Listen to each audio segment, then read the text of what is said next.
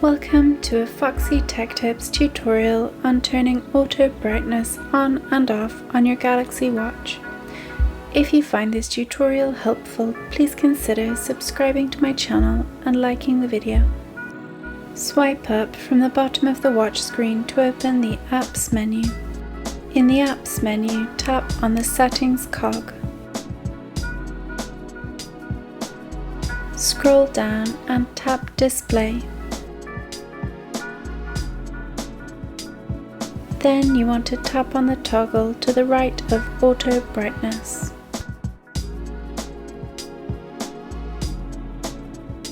When Auto Brightness is on, the toggle is blue, and when it's off, the toggle is black. You can also change this setting on your phone. To do it, open up the Galaxy Wearable app. Swipe down and tap Watch Settings, then tap Display.